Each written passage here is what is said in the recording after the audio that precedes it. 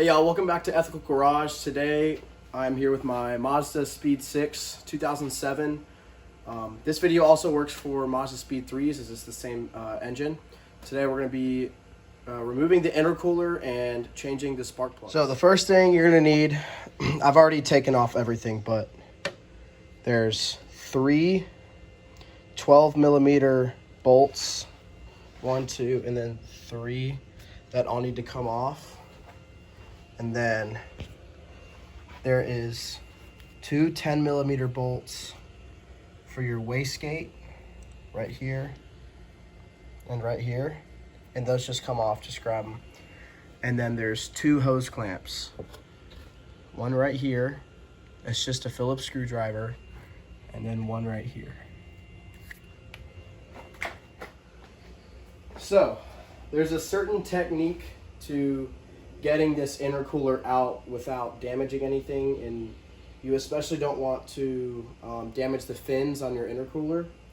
So the way you're gonna take this out is you're gonna pick it up off of these 3 studs that had the 12mm bolts on them. You're gonna make sure that those are clear first, and we're gonna rotate it counterclockwise, so this way. So all you do is just get it off the studs. And then I've already got it out, but try to get this out first. You're kind of gonna do like this, and then just be really gentle and wiggle it out. You're gonna have to move this vacuum line, and there you go. That's how you remove your intercooler. The next step is to get the coil packs out. I think that is going to be a 8mm, if I'm not mistaken. Yes, 8mm. And I'm just going to impact it because I can. I'm not worried about these being damaged, lost, or anything. So.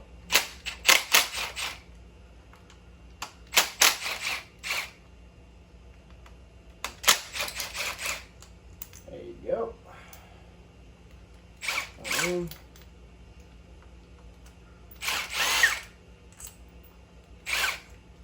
There you go. There's all 4 coil pack bolts.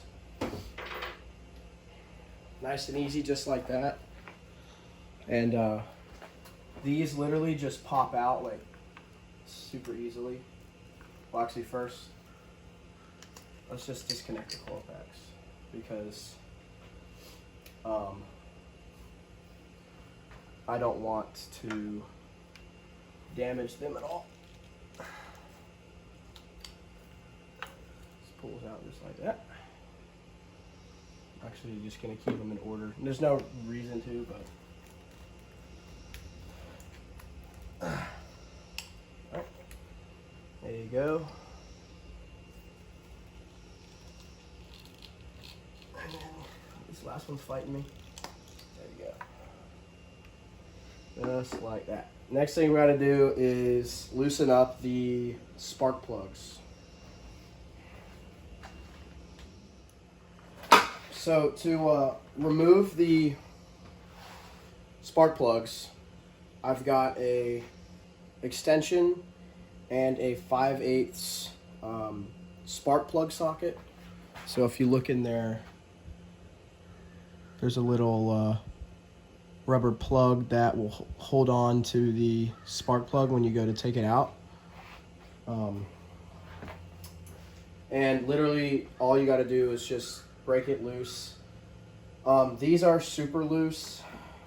I already took the first one out. But no, it's kind of ridiculous how loose they were. They look pretty good.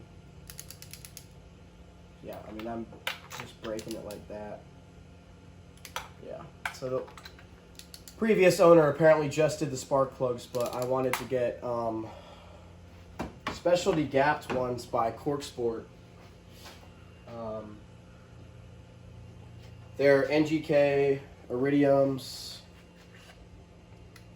and they're just specialty gapped by CorkSport so that you don't have to worry about gapping them.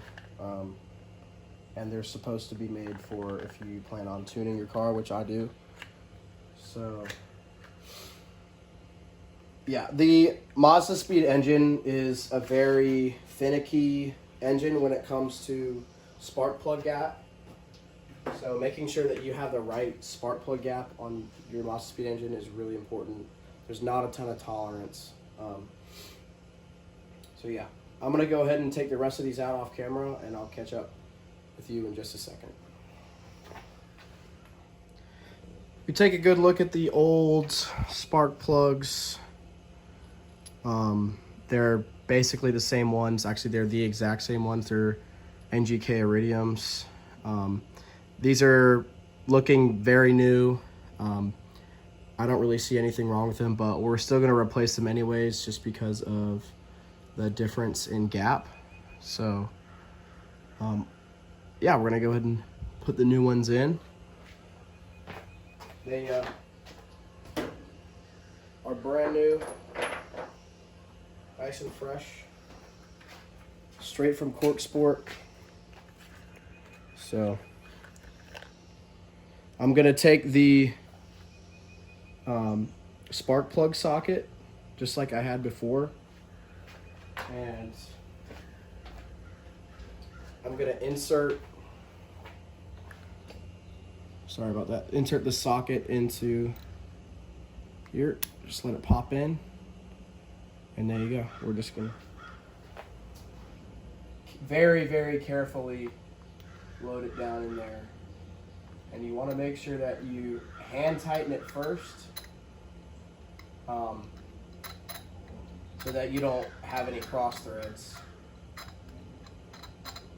Some people put dielectric grease on theirs, where I don't see it as necessary, just because I'll be changing my spark plugs more often than a normal person does.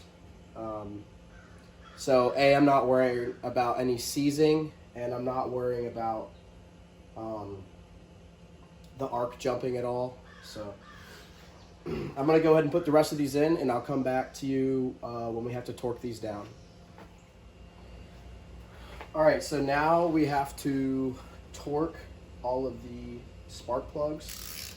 So I have this DeWalt torque wrench. It's super basic, and I have it set to 10 foot-pounds. All right. Yeah. So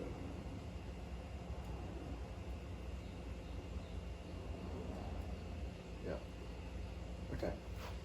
I have it set to 10 foot-pounds. I ended up, I didn't have a smaller 5/8 for this smaller torque wrench because I have the bigger one right here that I was using to break them loose. So I got the 16 millimeter, which works as well for this low of torque, and I'm using this because I needed a lower torque rating, and this doesn't go down to, this torque wrench doesn't go down to 10 foot-pounds. So once it snaps on, really important thing to do when you're torquing a spark plug, especially because you have an extension, you need to keep your extension straight up and down until it hits your torque measure, because otherwise it'll be out of spec. So 10 foot-pounds is not much. Like, I just hit it right here. All right, y'all, it doesn't take much for these spark plugs. All right, just make sure you keep it up and down. I already hit it right there. Granted, this is a long torque wrench, so it's a lot easier to hit 10 foot-pounds on this than if you had a shorter torque wrench. So I'm there already. That's 10. Alrighty. Time to button this thing up. So I've gone ahead and put the coil packs back in. Before I plug them in, I'm actually going to put the bolts for each of them back in, just to make it easier. So I'm just going to get them started by hand, and then I'm just going to hit them with the impact, because this is not a very powerful impact. So all I got to do is just get it started by hand first. There we go. But yeah, this engine bay is super clean. This only has 79,000 miles, and it's a 2007, so very low mileage Mazdaspeed6 compared to my 2015 Mazda 6 that has 134,000 miles on it. So these really don't need much torquing.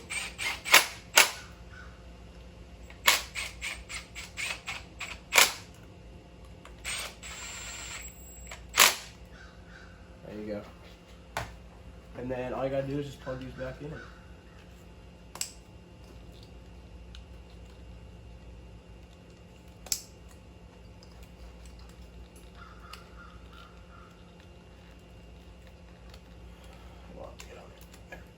And if you see these wheels back here,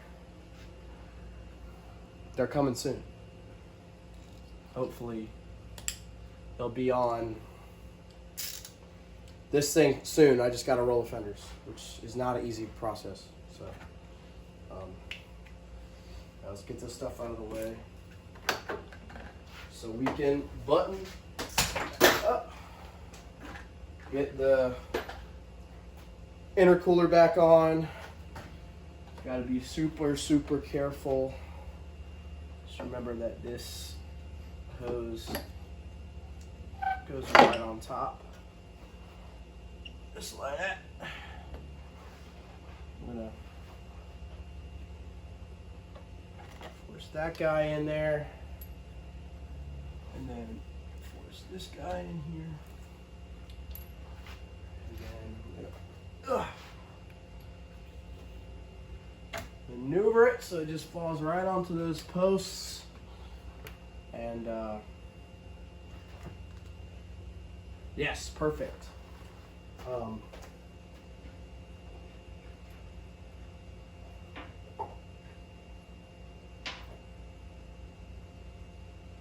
There's also these 3 posts that you have, or these 3 nuts.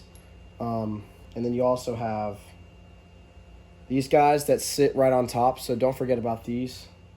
I want to make a really quick note. When you're tightening back up these hose clamps right here and right here, this one you don't have to worry about, but this one that's right under the blow-off valve, you have to, at least what I did is I undid the air box and had to get under here, but if it's not moving around, you need to make sure that you angle it at a certain angle that you can get to. Which, yeah, I did have to do undo the air box, but that's really not that big of a deal. So make sure you also get these pretty tight so that you don't blow off so you don't blow off your intercooler. That would suck. Well, not that big of a deal, but you definitely don't want a boost leak either. So get her all nice and tight. That's all you need.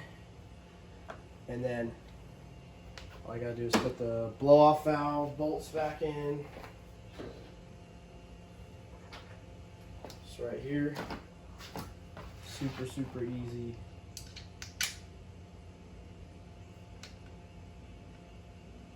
I'll have to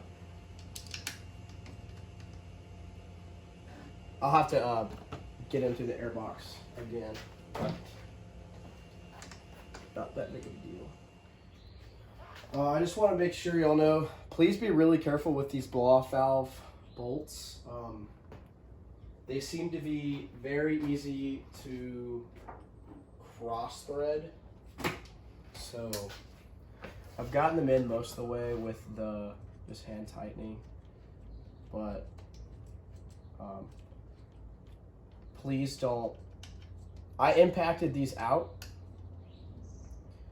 but please, for the love of God, do not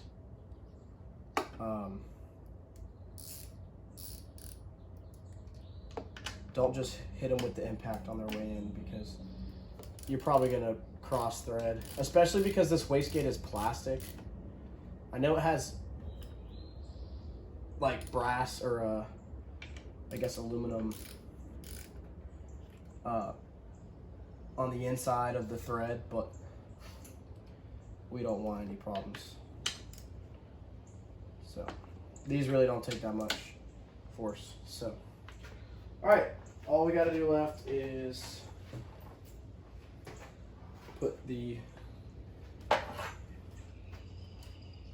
cover back on. This is the easiest part of the job.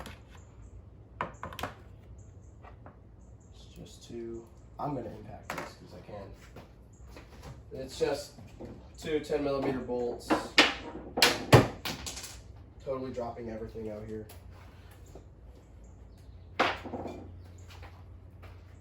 That's all it is. Why did I put the 10mm valve? I need it.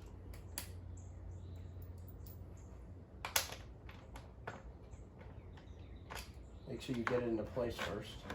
There we go.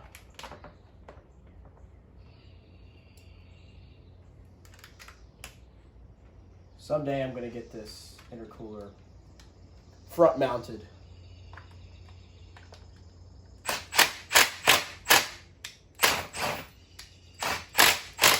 There you go. Totally, did I cross thread that? No, we're good. But I do need to adjust it. Just a little bit. There we go.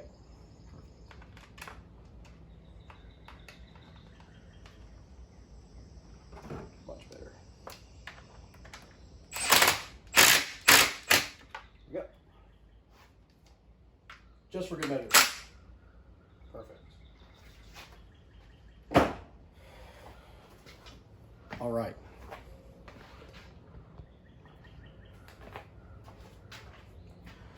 Well, that is it for today's video. We just put in brand new NGK Iridium spark plugs from CorkSport that are pre-gapped, and this thing should be ready to rip and get a tune here soon. So super excited. Stay posted. Check out the Instagram, ethical_garage, and hit the like button. I'd really appreciate it, and hit the subscribe button and put on the bell notifications so that you can get notifications for our next post. Yeah. Hope y'all have a good one. See you later.